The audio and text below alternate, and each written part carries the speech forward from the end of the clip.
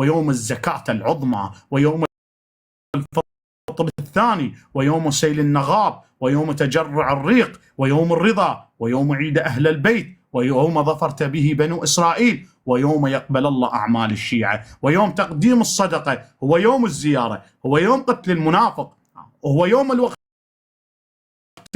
المعلوم، هو يوم سرور أهل البيت، هو يوم الشاهد ويوم المشهود، هو يوم يعض الظالم على يديه، هو يوم القهر على العدو، هو يوم هدم الضلالة، ويوم التنبيه، ويوم التصريت، ويوم الشهادة، ويوم التجاوز عن المؤمنين، ويوم الزهرة، ويوم العذوبة، ويوم المستطاب به، هو يوم ذهاب سلطان المنافق، هو يوم التسديد، ويوم يستريح فيه المؤمن، هو يوم المباهلة، يوم المفاخرة، يوم قبول الأعمال، يوم التبجيل، يوم إذاعة السر، ويوم نصر المظلوم، ويوم الزيارة، ويوم التودد، ويوم التحبب، ويوم الوصول، ويوم التزكية، يوم كشف البرع، ويوم الزهد. ورواية طويلة جدا ما شاء الله من هذه الرواية، على وجه الاختصار قرأته. فهذه الرواية عظيمة.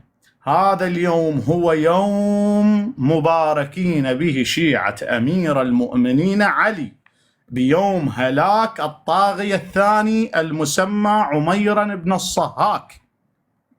مباركين يا شيعة آل البيت، هو يوم نزع السواد، يوم يعني التلذذ، يوم فرحة العيال، اليوم اتيان بالفواكه. هو هذا اليوم من يعتبر، قال له سيدي وهل لكم عيد غير هذا العيد؟ حينما دخلوا على الحسن العسكري قالوا أين إمامنا العسكري؟ قال الإمام، قالوا إن الإمام منشغل، هذا يوم عيد. قالوا لا نعلم من العيد إلا عيد الأضحى وعيد الفطر وعيد الغدير، وهل لنا عيد غير هذا؟ قال نعم. فخرج عنهم الإمام قال نعم هذا يوم العيد محمد، هو يوم 9 من الربيع الأول. فمباركين يا أحبتي شيعة علي في كل مكان، حياكم الله. طيب نستقبل اتصالات.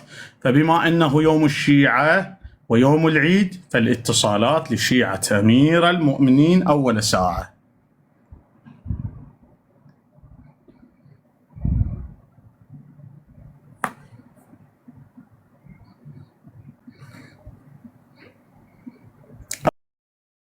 الرواية في بحار الأنوار، بس كتبوا الرواية. نعم كتبوا كتبوا رواية حذيفة يقول دخلت على رسول الله معه الحسن والحسين وعلي، تطلع لكم رواية كاملة. الرواية في بحار الأنوار. صعدت أخ اسمه الأستاذ علي، الأستاذ علي الميالي، صعدته ما جاي أعرف، يمكن خلل يمه. الأستاذ علي الميالي صعدتك حبيبي.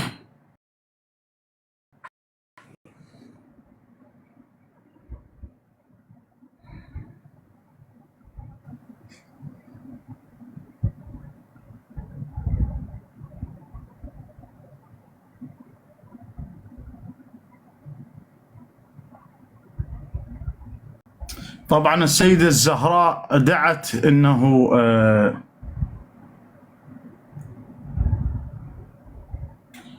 استجاب الله دعاء لمولاة الزهراء أنه على ذلك المنافق وأجرى قتله على يد قاتله، فدخلت على أمير المؤمنين لأهنئه بقتل المنافق ورجعه إلى دار الانتقام، أي موت عمر.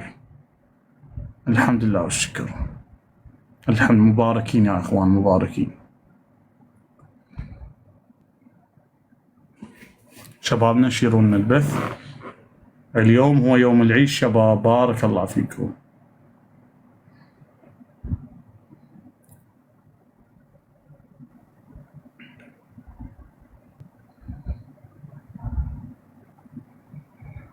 ما أعرف جاي أصعد عن اتصالات، الظاهر خلل يمهم. شباب نشرون البث.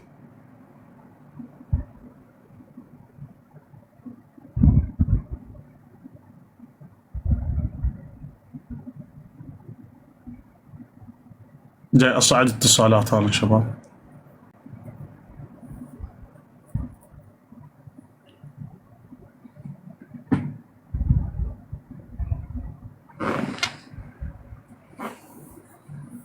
شبابنا واضح بثي، واضح صوتي والصورة واضحة شباب؟ انا ما اعرف،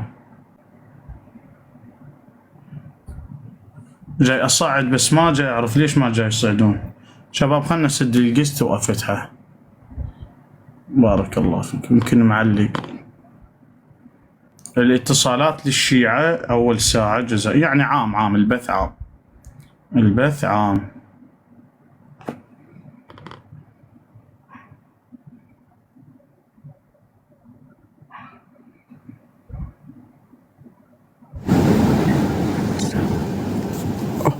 السلام عليكم. عليكم السلام ورحمة الله. حبيبي تسمعني؟ إيه اسمعك. حياكم الله، تفضل. شلونك؟ شو اخبارك؟ الله يرعاك حبيبي. وعادي مشتاق لك حبيبي صار لي وين تفضل، ما شنو شاف. سؤالك؟ اختصر الوقت بارك الله فيك. انا جيت اسلم عليك. شكرا لك، جزاك الله خير، بارك الله فيك، وصل سلامك حبيبي، بارك الله فيك. تفضل يا شيخ. السلام عليكم شيخنا. عليكم السلام ورحمة الله. انا علاء ابو العماره، شنو السالفه؟ شيخ علي المحمداوي. حياك الله يا علي تفضل، لان الوقت للشيعة والوقت مختصر جدا خطير. تفضل، شو لا عندك والله سؤال؟ مشتاق لك، بس هاي مشتاق لك، بس مشتاق لك شكرا، اسلم عليك، ما عندي بارك، شيء. وصل سلامك علاء حبيبي شيخنا، شكرا. مع السلامه. حياكم الله.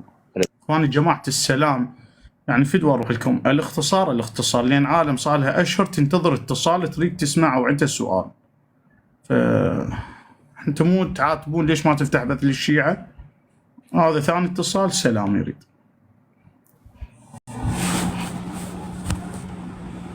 سلام عليكم. تفضل.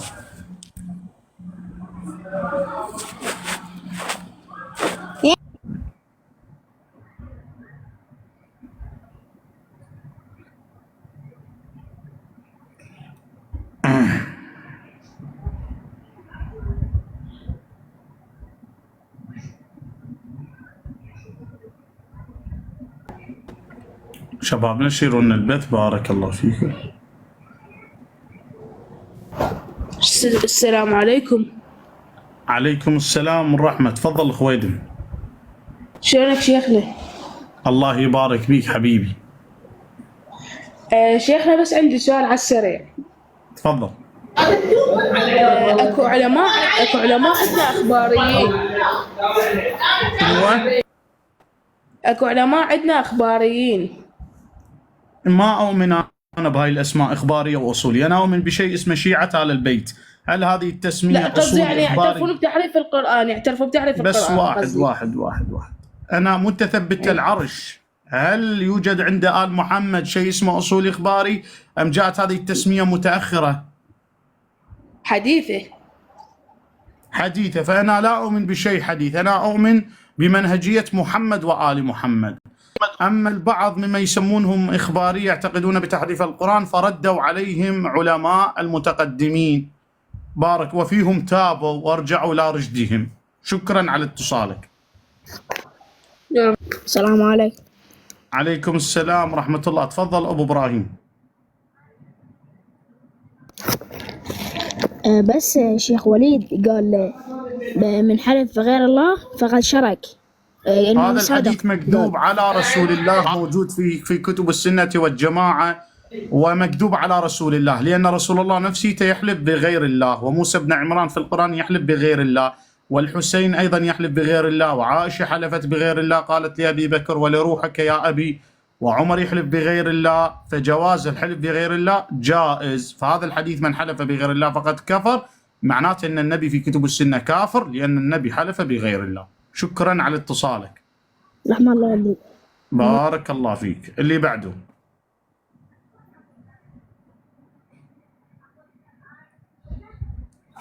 شبابنا انت بس اعطيني اول بداية السؤال وانا اكمله لك، انت بس اعطيني البداية وخلص، انا مود نستغل الوقت.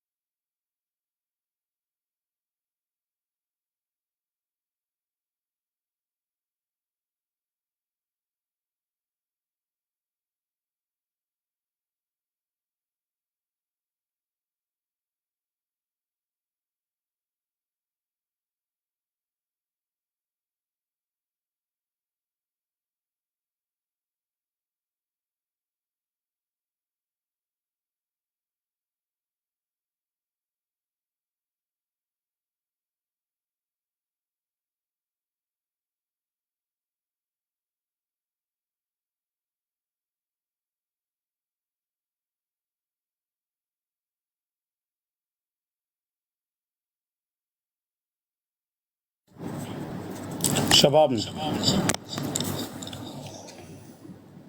صوتي واضح؟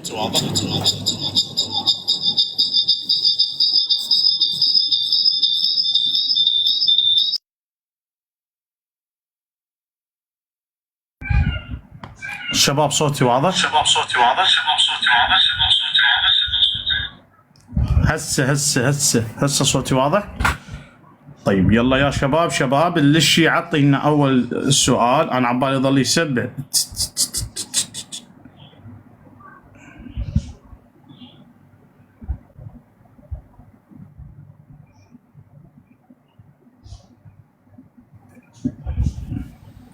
السلام عليكم. عليكم السلام. شلونك شيخي؟ حياكم الله مولاي. يا مرحبا. أنا من الموصل. حياك الله. من الموصل من تل عفر. تحياتي لك حبيبي شيخي. انت ليش كل ما يسألونك مثلا شيء من الحديث انت كل ما عندك يعني تنطيهم مجال شويه؟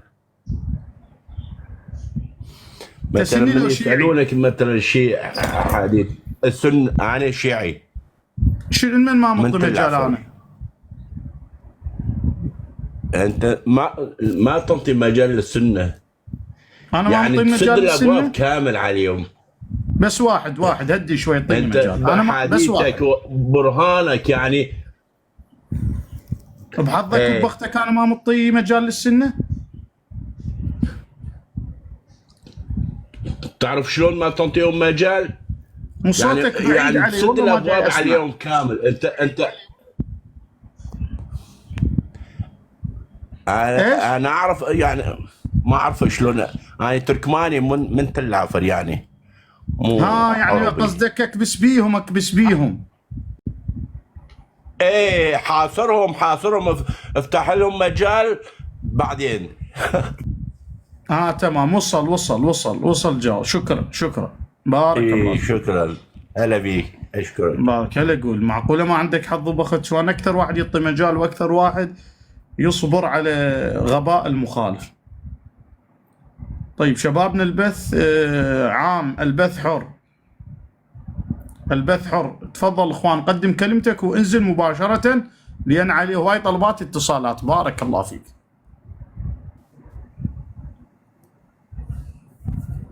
مولانا سلام عليكم. عليكم السلام ورحمة الله وبركاته.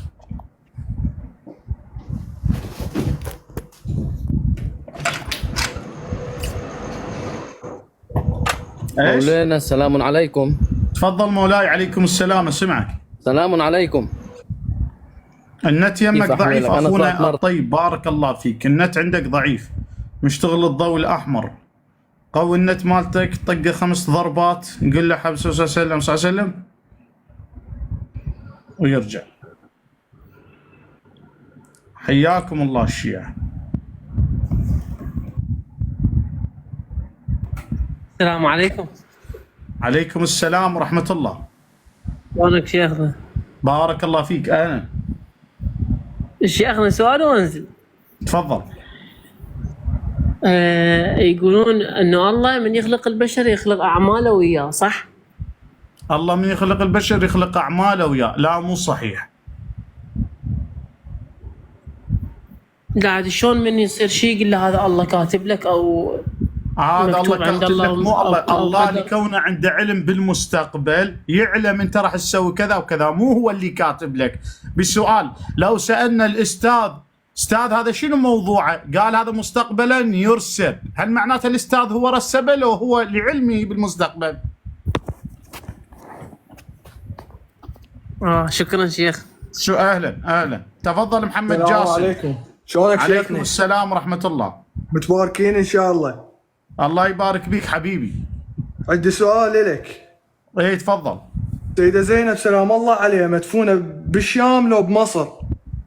زينب عليها السلام مدفونة بالشام لو مصر؟ الجواب كالآتي: التي دفنت في مصر هي زينب الوسطى أو قيل زينب الصغرى وليس زينب الكبرى. عندنا 3 روايات.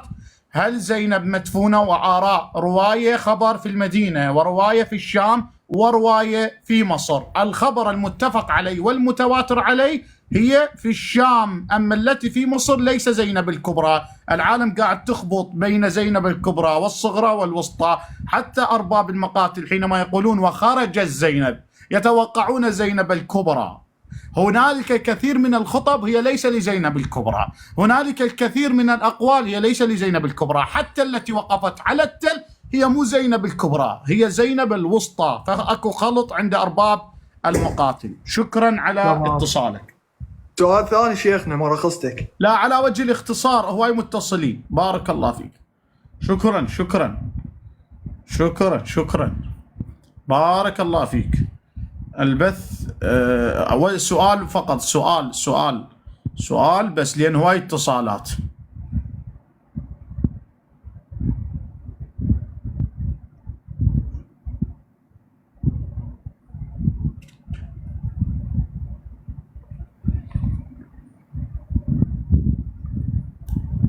حياكم الله شباب، أهلا وسهلا. اتصالات هواي على وجه الاستعجال، لأن الشيعة ما فاتح لها بث ثاني. اتصالات للشيعة ما عندي، فعلى وجه السرعة على مود كلها الشارك حتى لا نظلم في حضرة أحد. يلا اخوان استعجلون. السلام عليكم. أبا الحسن تسمعني؟ لا يسمع أبا الحسن، أبا الحسن ما يسمع اتصالنا. اخواني سؤال فقط لاستغلال الوقت. بارك الله فيكم. الاتصالات عندي وصلت 200 تقريبا، 100 صاعدين ظاهر و100 مخفيين، ففدوى كل من إلى سؤال ظاهر. السلام عليكم شيخ، ان شاء الله بخير. عليكم السلام، حياك الله. أسوان تفضل. عيوني شيخ، بالنسبة للمجمع بمهندس معماري أو لا؟ عندنا مهندسين إن شاء الله بإذن الله، وعندنا كادر كامل، وعندنا يعني الكوادر العمال كلها موجودة بإذن الله. أنت مهندس؟ أذا أقصد، أي نعم، أذا أقصد أنه أشتغل لك العمل كله 3D بالمجمع كله. لا والله عندي أنا المهندس مالت الروضة الكاظمية اللي باني قضية الإمام الكاظم، هو عندي موجود. إذا تحب أنا موجودة، وإذا تحب أساعد. جزاكم الله خير على هذا العمل، بوركتم إن شاء الله. أيوه. بوركت. حياكم الله. شكرا. حياكم. المجمع السكني إن شاء الله يبنى مستقبلا بإذن الله، بس نكمل الأوراق. يبنى للفقراء ما يقارب 60 منزلا، مع مسجد، مع حديقة، مع شوارع مبلطة، وأسميناها ولاية الإمام الضامن. ولاية الإمام الضامن.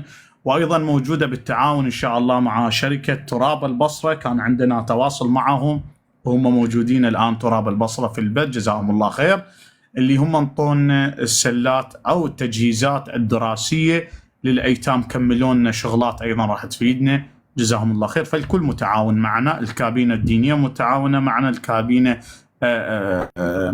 الحكة في الحكومة جزاهم الله خير يسهلون لنا. وحينما ذهبت للورقة يعني لإخراج مستندات العرض ساهلوا معنا، جزاهم الله خير. فشكرا على كل شخص يتعاون معنا بالكلمة، بالمال، بالدعم المعنوي المادي. بوركتم إن شاء الله، بوركتم. طيب نستقبل اتصالات. بارك الله فيكم على وجه السرعة، اتصالات كثيرة شباب. حياك الله أبو الفضل، مولاي نورت. مولاي أهلا وسهلا أبو الفضل.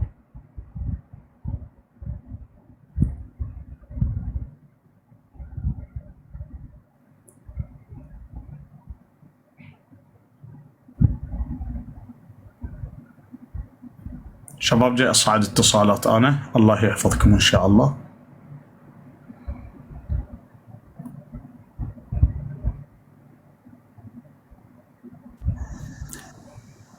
سلمت ايدك ابو. السلام عليكم علي. السلام عليكم شيخ علاء. عليكم السلام حبيبي، تفضل. علاء أنا أريد دقيقة من وقتك، بس عندي مداخلة بسيطة وأنزل بلا زحمة عليك. بس صوتك أنا شوي عندي مشكلة بالهاتف الظاهر، فالصوت يمي ناصي. تمام هسه تمام. بس لا مو يمك، يمي ثاني طين مجال.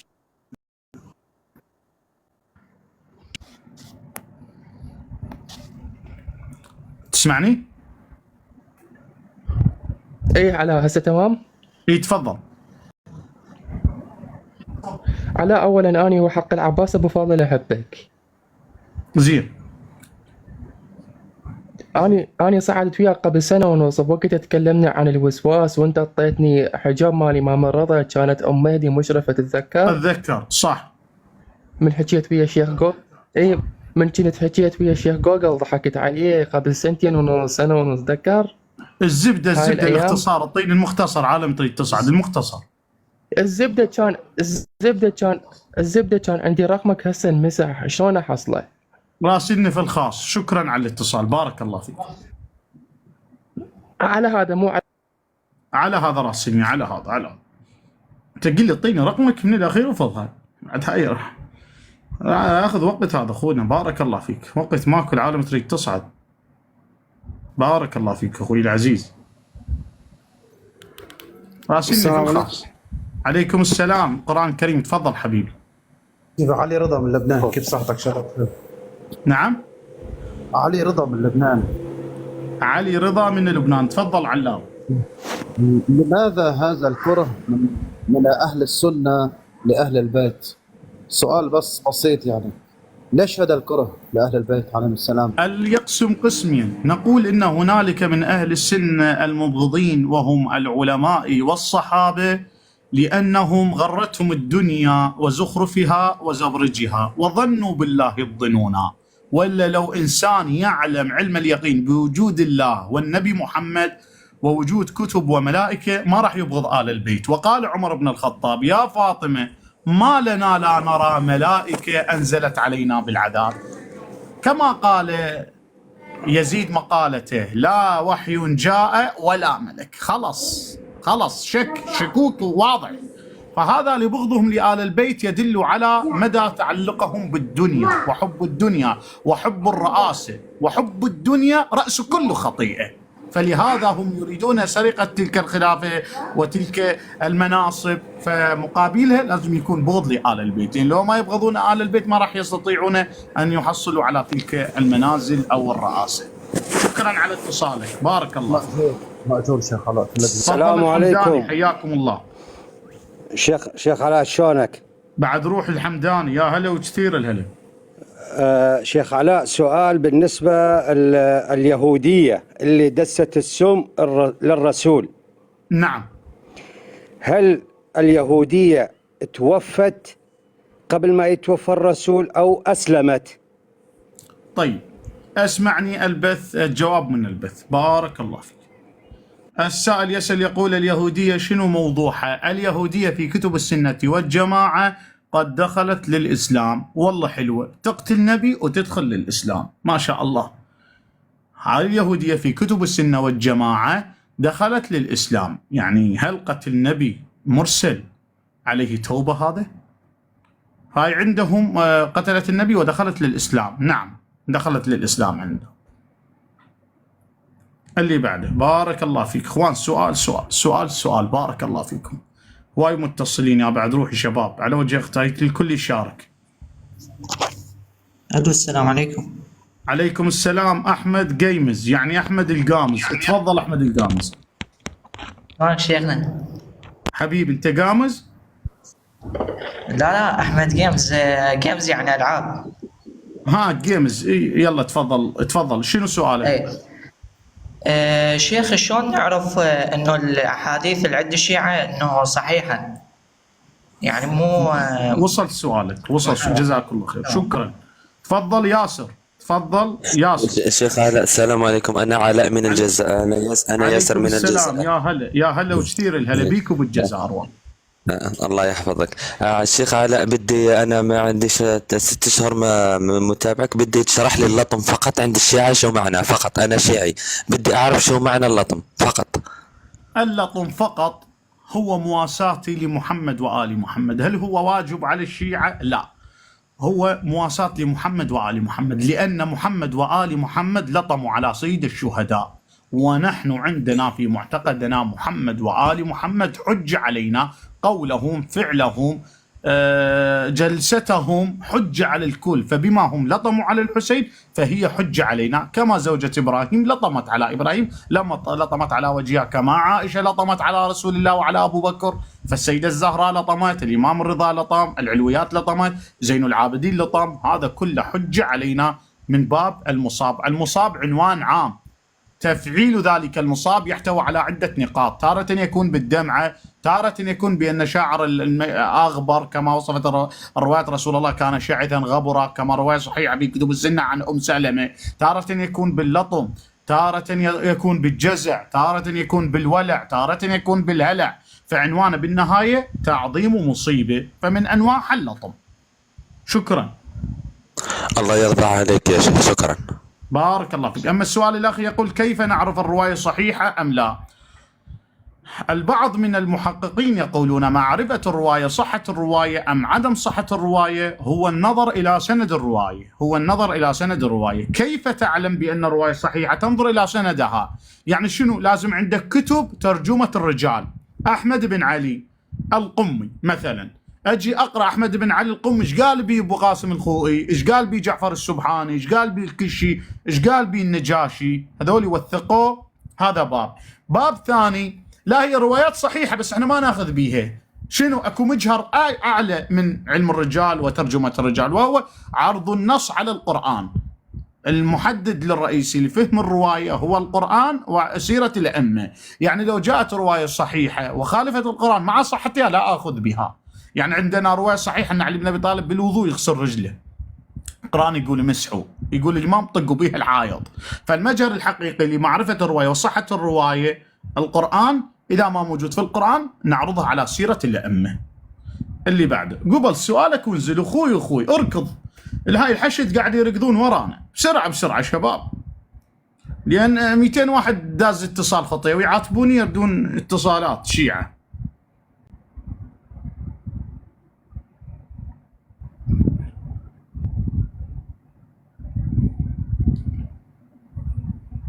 كم اتصال خذينا؟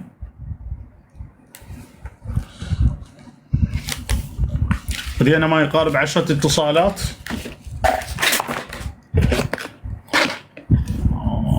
عشرة. كملوا الاتصالات. هسه صعدت 3 أنا ولا واحد منهم صاعد.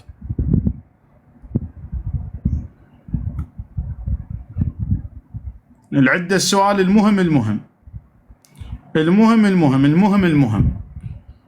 اللي عنده السؤال المهم. يلا راح تخلص المعلومات، راح نوزعها لفات. يلا قبل لا يعطل جوجل الشيعة، هسه جوجل الشيعة بعد بباسه شوية ما تعبان، بس يعطل الجوجل مال الشيعة يسد البيت ويروح ينام، فاستعجل قبل لا يوقف الجوجل. السلام عليكم استاذ. عليكم السلام علي، تفضل. صحتك الله. على العفو استاذ، علي من ارتكزت على الامام المهدي تقول ظاهر؟ يعني علي من ارتكزت على الامام المهدي عجل الله فرجه؟ عن عجل الله عنه كتب عن شيء، يعني عن درايه نعم من روايات. نعم ورد في ذلك ما يقارب 20 روايه. يقول الامام سلام الله عليه مولاي الحسن العسكري وعدد من الائمه ان ظهور المهدي بينكم اذا حدثت علامات، وهي علامات راح نحددها، فيظهر بينكم ترونه ولا تعرفونه. انت ما قاعد تفرق بين الظهور وبين القيام. العالم منتظر ظهور، تقول لي امتى يظهر المهدي؟ هذا غلط. انا ما منتظر الظهور، انا منتظر قيام. شنو القيام؟ القيام ان يعلن باسمه وحسبه ونسبه. لهذا الروايه تقول اذا قام قائمنا، مو اذا ظهر.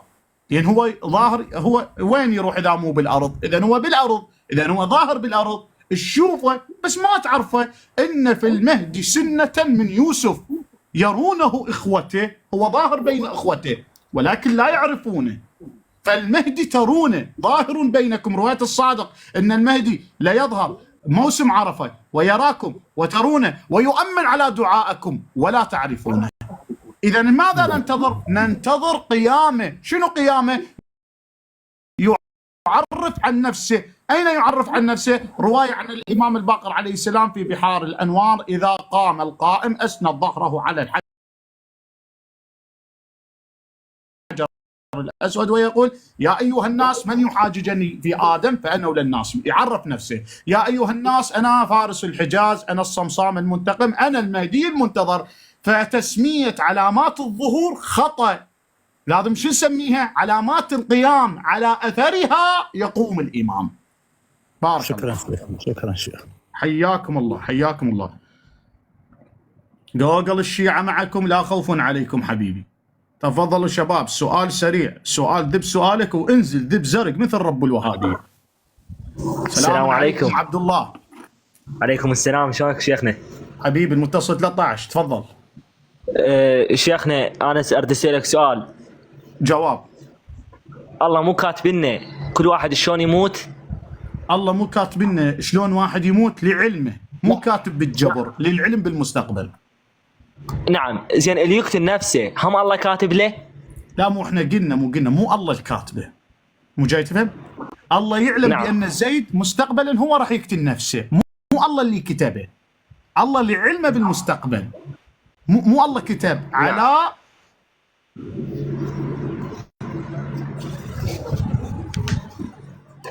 لعلمه بالمستقبل. كما ضربنا مثلا استاذ، عندما نقول له هذا طالب، حسب نظرتك انت شنو يقول؟ يرسب.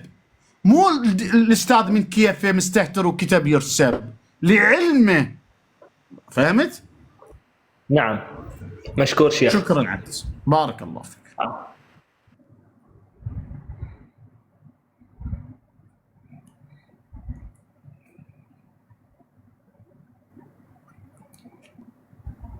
عندهم مشكلة ويا الله. شلون الجماعة قالوا وتجعل فيها من يفسد الدماء ونحن نسبح بحمدك؟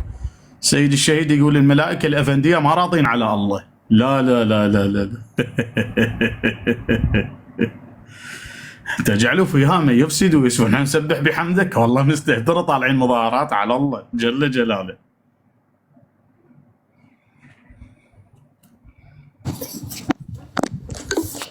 السلام عليكم. عليكم السلام. عمار تفضل. شلونك استاذنا؟ شيخ حبيبي اهلا وسهلا.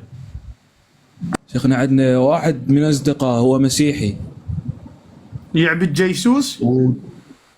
بس صار مسلم وشيعي، يعني احنا تاثرنا عليه وهيك شيء، فبحث وهاي، فهو يعني مرات ما يقدر يصلي قدام اهله. يعني هو اي ماكو أصلاً مشكلة، تقية من باب حفاظا على نفسه، تقية. يعني حتى اهله ما يدرون بيه انه هو صاير مسلم. اي ماكو، لا يدرون بيه على مود لا يشنقونه مثل ما شنقوا جيسوس ربه، فلازم يكتم الامر. والصلاة يعني ما يسويها له شلون؟ مو جاي اقول لك يصلي اذا يقدر من دون ما يشوفونه اهله، ما يقدر يسوي روحه مسيحي يعبد جيسوس ويسوي هاي السوالف حفاظا على نفسه. تمام، شكرا. شكرا.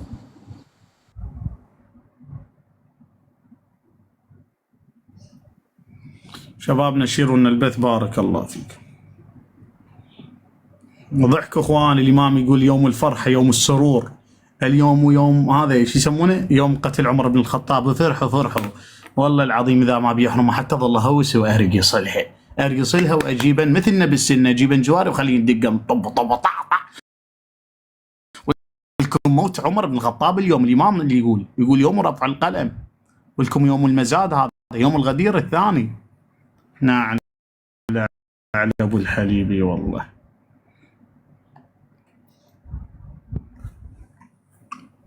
مباركين هلاك الطاغية الثاني.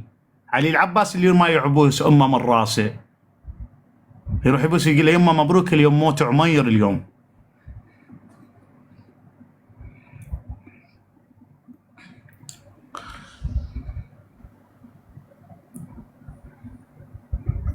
يا اللي يعرف يهلهل لنا بالتعاليم. السلام عليكم. عليكم السلام يا حبيبي. شلونك حبيبي؟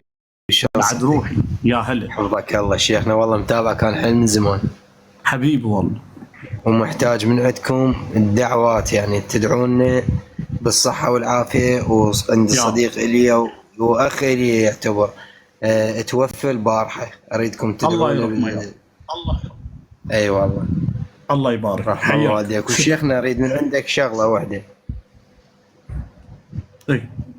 أريد من عندك شغلة واحدة، أريد يعني هاي الأطروحات أنت تنطيها للسنة، يعني أريد أنا يعني مثلا آخذها ملخص كتاب على المهدي. ما تلقاها باليوتيوب ملخصات بين أسئلتهم هم أسئلتهم من بينه. تروح أستاذ تلقى علاء، هم المقاطع في أسئلتهم اليوتيوب، مبينة. تابعها في اليوتيوب. فأنت تندهن اليوتيوب ضيفي ضيفه أدري مختصر أنا تابع متابعك. اليوتيوب على المهدوي متابعك وسجلها في ومنزلين السجل، الفيديوهات كلهم مسجلين في اليوتيوب. الفيديوهات شكرا كلهم على ملاتك. اتصالك. حياك رحم الله عليك. حياكم الله حياكم. بعد انت واضح تروح باليوتيوب تلقان علاء المهدوي، هم عندهم اسئله واحنا عندنا ولازم هيك نجاوب ويضيع البث وعندنا ما ندري وين قاعدين. يا اللي يعرف يهلهل يصعد بالبث يهلهلنا، علي العباس اللي يعرف. يا اللي يعرف يهلهل يراد لنا هلهول اليوم، هلاك الطاغيه الثاني، فرحه السيده الزهراء، فرحه رسول الله، فرحه مولاي العسكري، يا اللي يعرف يهلهل. بس كون هلهال مال مصري لا لا لا ايش بيها ون، هذا اريدها هلهوله مصريه، مال مصريه اريدها، يا اللي يعرف يهلهل. اريد هلهوله. لا اريد هلهوله اليوم. وفاه هلاك الطاغيه، سلمة ايدك ابو لؤلؤ، حبيب قلب ابو لؤلؤ النهاوندي، فدوى اروح لك من بقره بطنه بقر، والله كفو اروح ناعل على ابوي اللي يطعن بابو لؤلؤه، الحبيب ابو لؤلؤه، لقلبك يا ابو لؤلؤ الحنين، والله بقره بطنه. اريد هلهوله قويه اريد. حسن محمد يقول والله انا شاك درغام الطائي خوش يهلهل، بالله خلينا نشوف درغام الطائي.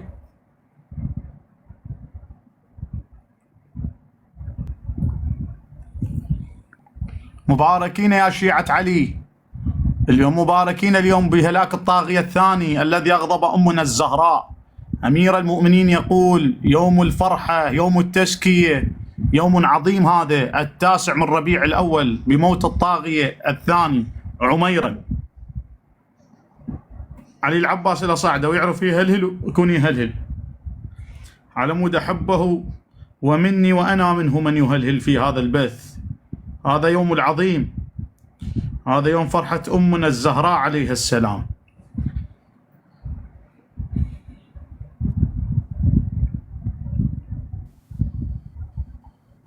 السلام عليكم شيخ علاء. عليكم السلام مهدي، حياك الله حبيبي. شيخ شنو رايك بدي يقول هذا اليوم ويوم تنصيب امامه الامام المهدي؟ الامام علي عليه السلام او الامام المهدي عفوا، لا نقول ان هذا يوم التتويج، هذا مو ان هذا جماعه ابو بكير وعمير. الامام المهدي تنصيبه وتنصيب رباني، لا يحتاج نقول اليوم تنصيبه، هو منصب من تلك العوالم، فنقول هذا يوم 9 من ربيع الأول. هو لا نقول باب التتويج، بل نقول فرحة الزهراء وعيد الشيعة لأن فيها هلاك الطاغية. زين شنو استندوا العلماء على قولهم؟ الشيخ السيد ابن طاووس والسيد الصدر. وين استندوا على اليمن؟ على انه هذا اليوم يوم تنصيب امامة الامام المهدي. هو صح اليوم، بس احنا ما يصير نحييها من باب تتويج الامام. نعم هو صح في مثل هذا اليوم، هو غير ما استشهد العسكري ولزم الامام فاصبح التنصيب، بس نقول الفرحه مالتنا لا تكون بسبب هذا اليوم ونخفي مقتل عمر، لا انه الفرحه بسبب مقتل عمر لان عندنا روايه واضحه.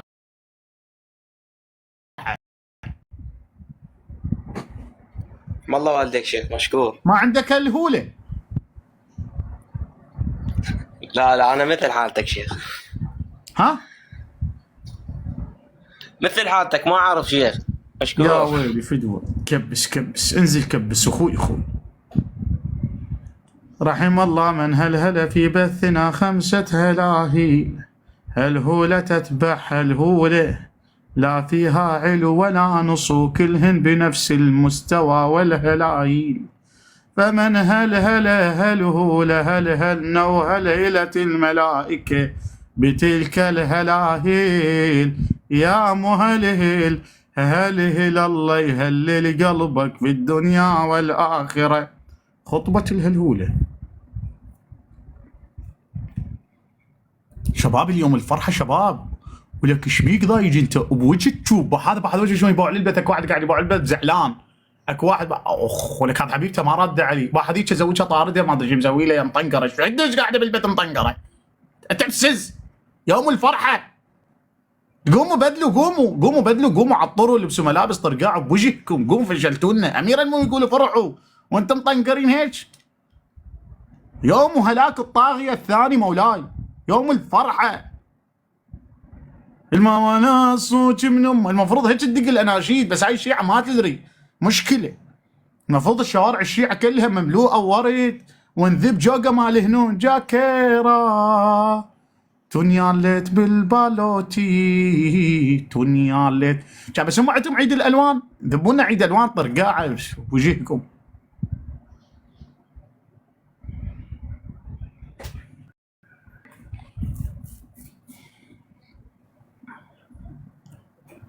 واحد يوم من الايام هاي قبل بال 2011 اكو روجه اجت كلها داق ناس عجرم وما ادري ياهي وداق شكو، قالوا يوم الفرحه يوم النفرح. قلت له شبيه ما تفرح؟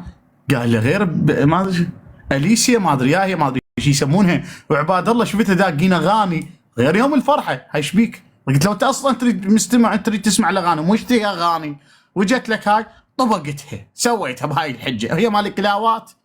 الامام قال لك افرح، الفرح هو الذي خارج، حرام محمد حرام الى يوم القيامه، وحلال محمد حلال الى يوم القيامه. واضح. بس اكو عندنا ناس بالعراق والله مثلوا، جابوا لك واحد لبسوه بدله عروسه على اساس هو عمر بن الخطاب ويزفون القنفذ.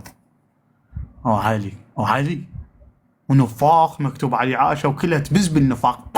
طقت عائشه، طقت حفصه.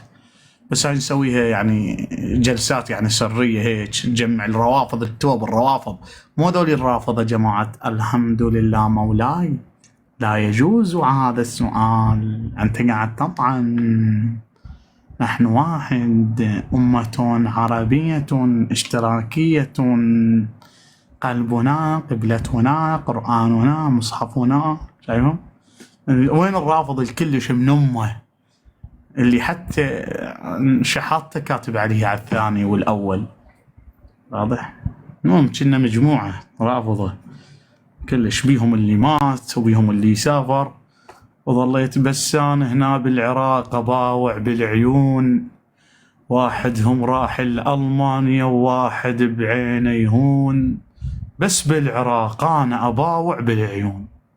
بس حظ انا مقابلكم قاعد فينهم الطشره وربيعه الرافضه الاولى. اي والله. طيب نستقبل اتصالات.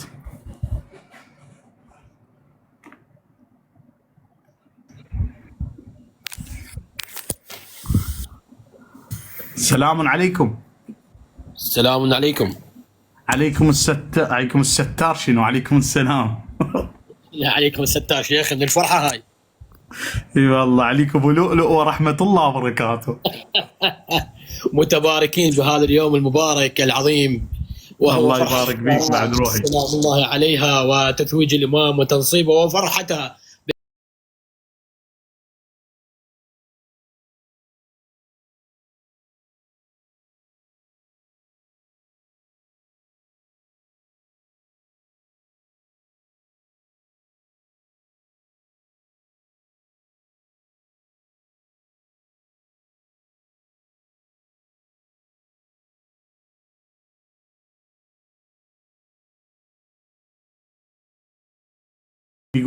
يقول انا هل يلا حمودي.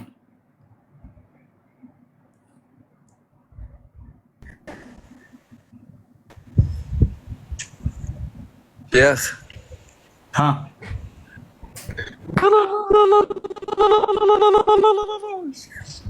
قاعد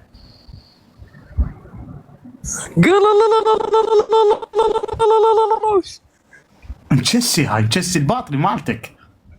شيخ على صوتك. مو وقت النت، مو وقت النت. ولك هاي الدراجه من بيها تراب ظل تعيد. شيخ النت راح بوقت. ها؟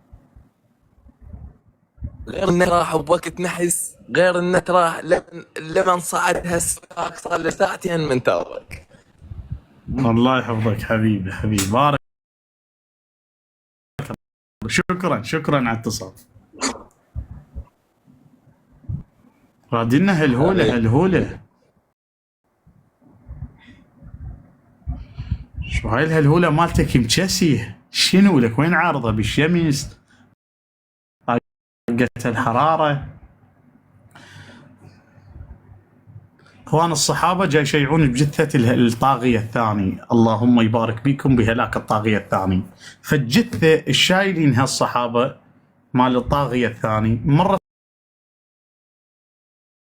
على الشيعه سووا باو.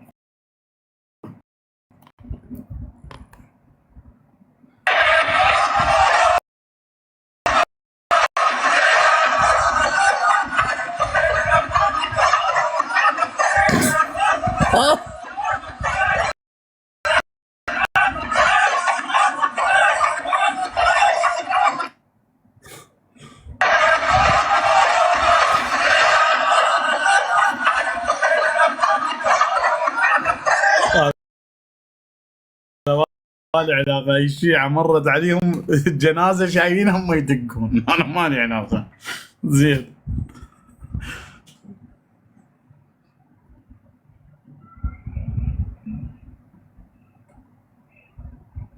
طيب وين أصحاب الكساء؟ يقولون أعرف أهل.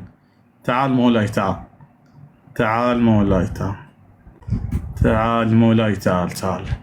يا العدة نكتة، يا العدة شعور. يلا أخوان، يوم 9 من ربيع الأول، يوم الفرحة، يوم السرور، يوم عظيم يقول أمير المؤمنين، هو عيد لشيعتنا وعيدنا آل البيت، فيه هلاك الطاغية الثاني. مولاي أصحاب الكساء ما طالع يمي، ما طالع يمي حسابك والله بالقائمة البث. السلام عليكم. عليكم السلام حبيبي. شلونك شيخنا؟ بعد روحي والله. سؤال. جواب. الإمام المهدي عليه السلام لما يظهر راح يملأ الأرض قسطا وعدلا. منو يقتل الإمام؟ شلون؟ إيه إذا الإمام المهدي يملأ الأرض قسطا وعدلا من يقتل الإمام؟ لا شلون يقتلون إذا هي من التعدل؟ يعني ذولا مرتدين لو إني شنو؟ يعلم ما لا تعلمون. انزل وراح تسمع السؤال من البث، جواب من البث. شكرا. السؤال مالته إذا الإمام المهدي يقوم ويأسس الدولة الإلهية شلون راح ينقتل أو كيف يقتل؟ مو راح يقضي عليه الشيطان وكذا. أولا اللي يقتل الإمام المهدي هي النفس الأمارة بالسوء، لأن حتى لو قتل إبليس تبقى نفسك أمارة، بقرينة أن الشياطين تتقيد في رمضان. إذا شلون العالم جاي تعصي برمضان؟ النفس الأمارة. في المسجد ماكو شيطان، بس شلون جاي تعصي؟ نفسك الأمارة اللي ربما تاخذ غيبة، ربما تكذب على المؤذن. فهاي نفس الأمر. شلون ينقتل الإمام؟ كيفية القتل لم ترد عندنا رواية صريحة. أما البعض اللي يهلل بها الناصر على أساس مرة لحية قتله، هاي مو رواية ولم يقول بها أي إمام، بل هو رأي قول عالم هيك استطرقها من باب الاستطراع، لم يقول بها جامع العلماء ولم يعتقدوا بها ولم تأتي من الأئمة، فمجهول كيفية قتل الإمام عجل الله فرجه الشريف. مع باتصالاتي والله وايد اتصالات.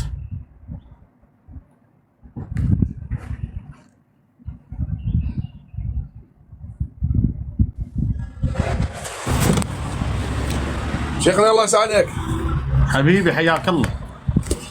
اسمع هاي الهلوله.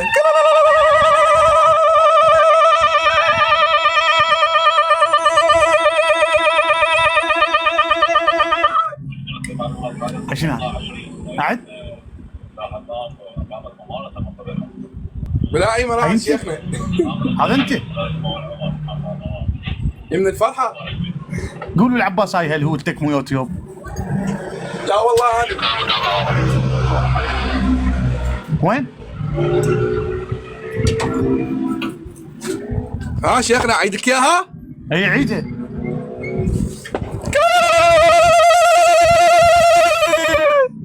والله خوعه بيه.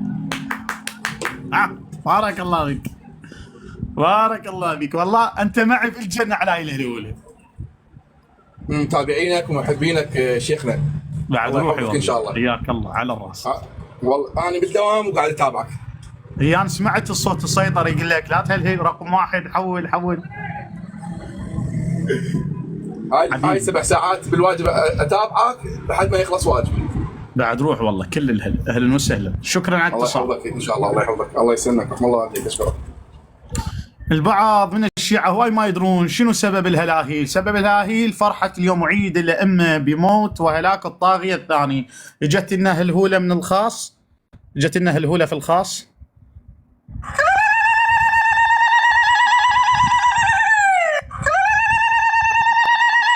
الهلهولة من حسين طعمة. خوشي هلهول خوشي هالهلون ذو. ما شاء الله ما شاء الله على هاي الهلاهيل، متطورين ما أدري شنو هاي الهلاهيل. ما شاء الله عافية، بارك الله فيكم. فرحوا فرحوا يا شيعة، هذا يوم قتل الطاغية الذي أغضب السيدة الزهراء والذي أدخل الحزن. اليوم كرف حسنات، البراز غير يفرح ويكرف حسنات. الإمام يقول هذا مضمونه يوم المزاد، يوم الشاهد والمشهود. هذا اليوم يوم قتل الطاغية على يد من؟ على يد أبو لؤلؤ الرافضي النهاوندي كما يقولون المجوسي. ونعم المجوسي يا أبو لؤلؤ، جاب الخنجر مالته. وشلون خنجر؟ مو خنجر هيك، خنجر بهاي يعني صعود ونزول واضح روجات، يعني عدها وجرها جر، عدها وجرها جر. كفو يا ابو لؤلؤ ماي عيني، كفو حبيبي. دخلت الفرع على امنا الزهراء. وجت لنا هلهولة اخرى، نستقبل هلهولة.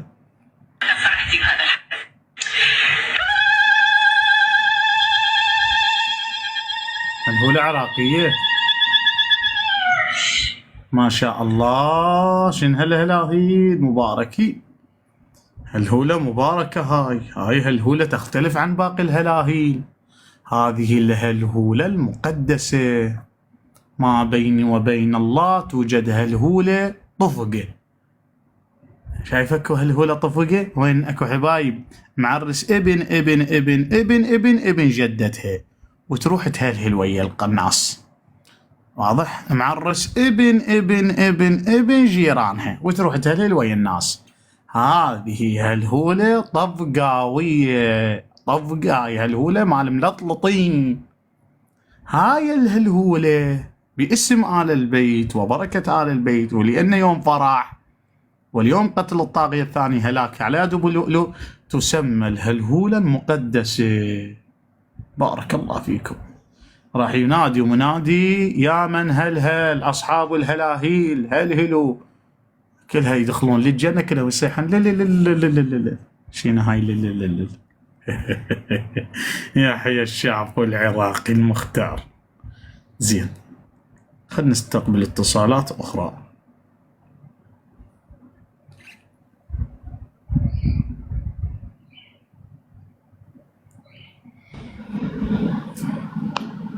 السلام عليكم مولاي تاج راسي.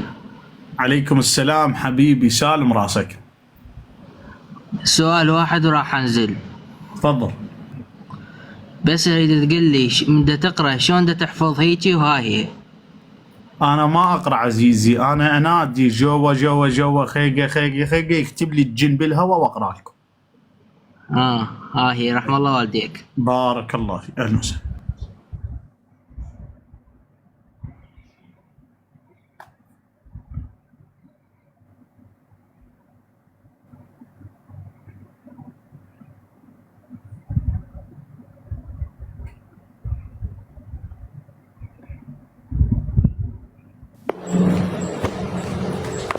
السلام عليكم، شلونك شيخنا؟ عليكم السلام حبيبي، اهلا وسهلا. شلون صحتك؟ بعد روحي والله. شيخنا حقرا لك قصيدة بنسبة هلاك عمر. تفضل.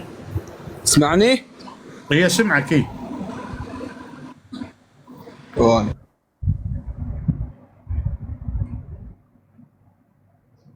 هسه اسمعني الشيخ؟ تفضل اسمعك، اقرا. يلا. إن كنت في ضيق ولا تدري المفر، فارفع يديك وقل إلهي لعن عمر. أو كنت في عظم المصائب قانطا، فادع القنوط وقل إلهي لعن عمر. أو كنت تخشو من عدو غاشم، أو من طريق ليس يخلو من خطر، فلعن أبا بكر وعثمان وقبل معاوية وبعد اهتف إلهي لعن عمر. لا تدع حبا لآل محمد وإن كنت لم تبدي البراءة من عمر. حب النبي وآله مع حب أعدائهم ضدان عند ذوي النظر. فاملأ فؤادك بالولاية للوصي والبراءة من أبي حفص عمر. إن كان ما قلته يحلو لكم فصلوا على المختار وآله الغرر. اللهم صل على محمد وآل محمد وآل محمد. الله يبارك بك. مباركين شيخنا عزيزي. بارك الله فيكم. هلاك يا الطاغي يا عمر لعنة الله عليه. بارك الله. أحسنتم أحسن. شكرا. هذا يوم من الأيام واحد من إخواننا أنفسنا أهل القرآن والسنة جاب له عامل ويريد يعرف هذا العامل سني أم شيعي، يكون الشيعي عنده مشرك. فقال أنا شلون أعرفه سني لو شيعي؟ هو تاجر مال الكهربائيات. فشغل له 4 قلوبات وكتب على الأول أبو بكر، كتب على الثاني عمر، كتب على الثالث عثمان، كتب على الرابع علي بن أبي طالب. فقال لي أنا راح أشغل الدقم وأنت قل لي. فشغل الأول هذا الوهابي يريد يعرف العامل الشيعي لو لا. شغله قال له اشتعل أبو بكر. شغل الثاني العامل يقول له اشتعل عمر. شغل الثالث قال له اشتعل عثمان. شغل الرابع قال له منور أبو الحسن. منور أبو الحسن. ايوه صدق منور أبو الحسن. بعد طلع قال له لا يجوز تفجير تكبير صع سلم وصحابة النبي صلى الله عليه وسلم.